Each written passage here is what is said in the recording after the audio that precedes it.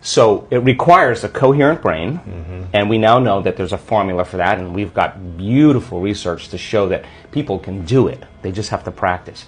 And it requires a coherent heart, because resentment, frustration, impatience creates a very incoherent heart. Yeah. And when that heart becomes incoherent, you stop trusting yourself. There's no energy there. You stop trusting in your future. Wow. So then, if there's physical evidence in your brain and body, physical evidence to look like the event has already occurred, it's quite possible you'll be thinking neurologically within the circuits of your future, and you'll begin to feel chemically within the boundaries of that emotion of your future. And how you think and how you feel is your state of being.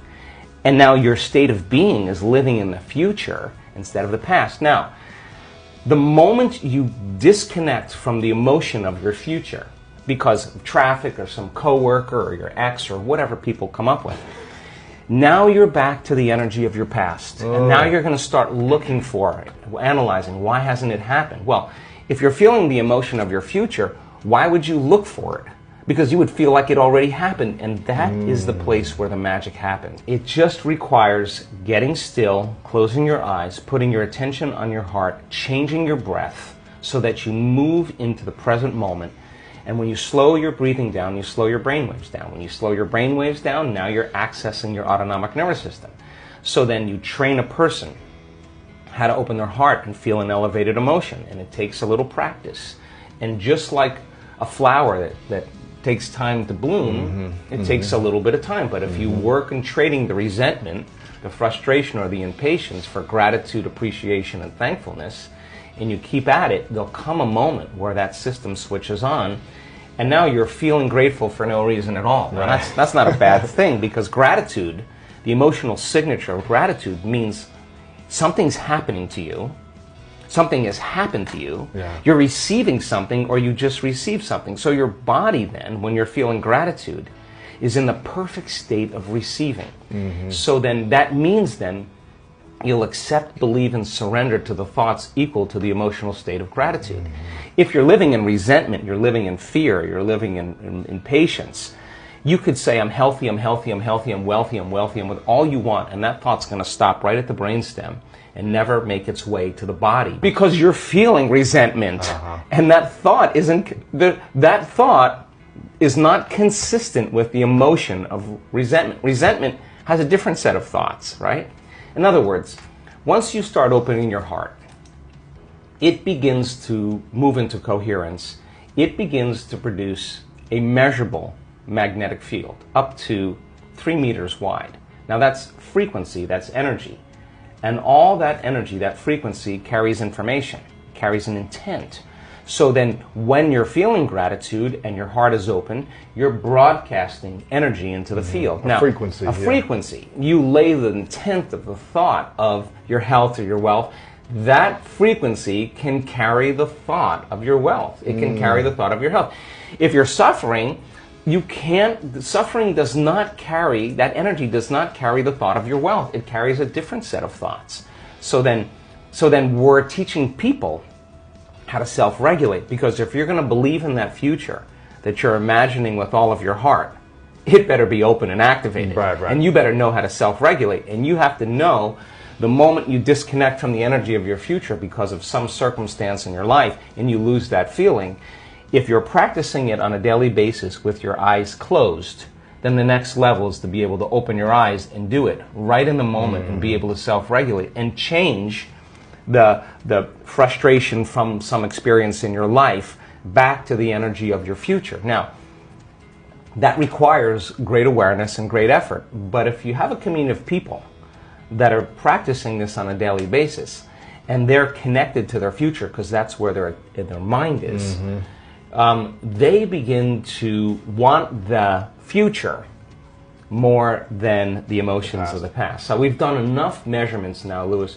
to know that we can teach people how to do that, and we have evidence that people can sustain it for 45 minutes to an hour. It's a skill now. They know that they know how to do it. So now they have brain coherence and heart coherence. Well, once the heart begins to become orderly and coherent, it acts as an amplifier and it drives energy to the brain. So now the brain is getting more energy once the heart is open, and then you're thinking a different set of thoughts. And those thoughts produce different chemicals for you to feel more of that. And here comes nitric oxide from oxytocin, and then all of a sudden your heart literally starts to swell. This is really not for everybody. I mean, because you gotta be. It's like pregnancy. Either you are or you're not. I mean, there's no in between. Not a little pregnant? You can't be kind of a little pregnant. Either you are or you're not. And so you can't. What I found is that when I started studying spontaneous remissions, it was for people who had reached the end of their emotional belief, where there was no longer any answers. The doctors gave up on it, had nothing else to do, right? And so they changed everything about themselves. And some of them were physicians, It's just going like, wow, well, what have I been doing? But now, fast forward to today. I mean, in an age of information, ignorance is a choice. I mean, you got so much information. You don't need a doctor. You don't need a teacher. You don't need a priest or a minister to gain information. You don't need an authority, right? Technology gives us very quick information. So now people are informed. 20 years ago, a doctor said, do you have this health condition? You believed it. Yeah, and not only that, you signed on the dotted line and you got the treatment or the surgery. Fast forward to today, everybody just kind of goes, wait a second. Multiple opinions, yeah, let me get this. You go home and you research it and you say, I want to try this. So now all of a sudden people are taking their power back. So people are more informed. So surgical procedures, pharmaceuticals are not always the first choice for people because there's other ways. And people only do the best with what's available. So now information has scaled and changed the way people face off with health conditions. And now people are coming into this, number one, if they have a health condition, that they can self-correct. And number two, there are people that are saying, if I'm headed for a genetic destiny, because my mother had this health condition, my father had this, and I know the gene doesn't create it, but how I act and how I feel is going to signal the same gene. Well, I'm going to just change my genetic future. You change. Most people keep their attention, always their awareness on their body. They keep their attention on everything in their environment, people and things. Their brain is always scanning everything around us to determine what's known and unknown, what's safe and unsafe, right? And, we do that all the time. So our research shows that the moment you take your attention off your body and you go from somebody to nobody, you take your attention off the people in your life and go from who you identify with, from someone to no one. And so many people spend their whole life building an identity of being someone. Take your attention off your cell phone, your computer, your car, and go from something to nothing. Take your attention off where you're sitting, where you need to be, someplace you have to go from somewhere to nowhere. And take your attention off time, linear, thinking about the predictable future or the familiar past, and fall into the generous present moment and go from some time to no time. Then all you're left with is consciousness. And that's the moment you're no longer playing by the same rules of matter to matter. And there's a very elegant moment that takes place in the brain. In fact, I was just showing my research to a group of researchers in Santa Cruz this past week, and they were blown away. And I said, now watch, this person's going to have a transformational moment. They said, how do you know? I go, I've seen enough of these. And the next moment, the whole brain just lights up. That person is switched on. They'll never be the same person again. They're having a transcendental moment. And we could actually predict it and teach it now. It's a formula. Just like you doing sports. It just becomes a formula. Sure. And then you change the formula and you add to it, right? So when you no longer are identifying with your body, your environment, and time, that's the moment you're pure consciousness. Now, you're an awareness. Awareness that has nothing to do with local space and time. And now, you can go beyond, and that's when the brain, because the brain doesn't change the brain. It takes a long time. It takes a long time for the personality to change the personality, for the ego to change the ego. The programs to change the programs takes forever. Matter takes a long time to change matter. But when you're in this moment, you're no longer playing by those rules.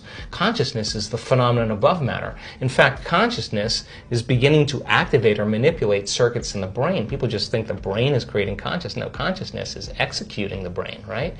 So then, if the brain can change, then the mind doesn't change the brain. Mind is the brain in action. It's consciousness that changes it. So when people begin to disengage and get beyond themselves, you are at your absolute best when you get beyond yourself. Then getting the person to that point, we teach them to that point where all of a sudden they reach that generous present moment where they just feel connected. And when they're in that place, all the things they thought they wanted, they actually no longer want because they feel like they already have them.